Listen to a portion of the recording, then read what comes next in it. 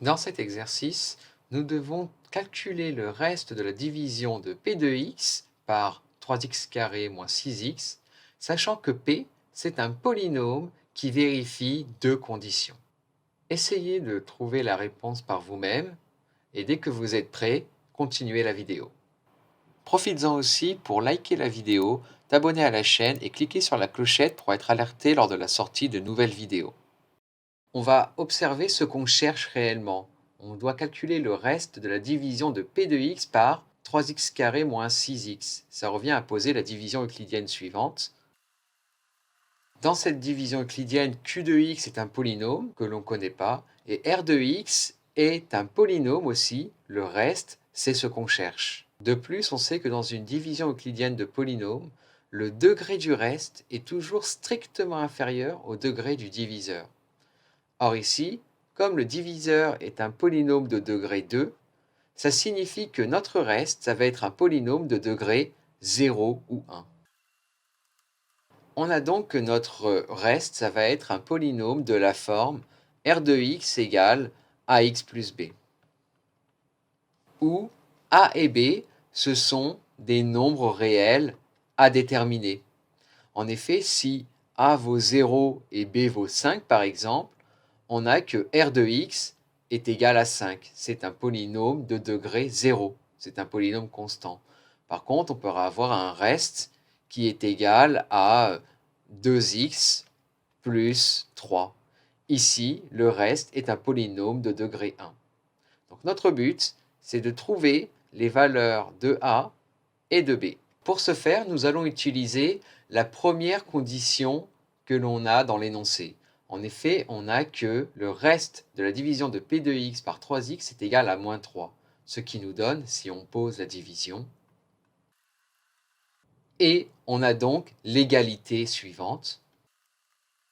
En effet, d'après la division euclidienne, on a que p de x, c'est égal au diviseur fois le quotient plus le reste. Et ici, on ne connaît rien sur le polynôme k de x. Ce qu'on va faire donc, c'est de faire en sorte de le multiplier par 0. Et donc ici, on va devoir remplacer x par 0. Ce qui nous donne p de 0 est égal à 3 fois 0 qui fait 0, fois k de 0, donc ça fait 0, moins 3. On a donc p de 0 est égal à moins 3. Enfin, nous allons utiliser la deuxième condition présente dans l'énoncé qui nous donne, lorsque l'on pose la division euclidienne, et donc on a l'égalité. Or, ici, on ne connaît rien sur le polynôme t. Donc ce qu'on va faire, on va faire en sorte de le multiplier par 0. Et pour ça, eh bien, on va prendre x égale 2. Ce qui nous donne p de 2 est égal à 17. Revenons-en à notre première division euclidienne qui nous permet de calculer r de x, ce que nous cherchons. On écrit l'égalité, on ne connaît rien sur le polynôme q, donc on va faire en sorte que ce qu'il y a devant soit égal à 0. Et donc on se demande pour quelle valeur 3x² moins 6x est égal à 0.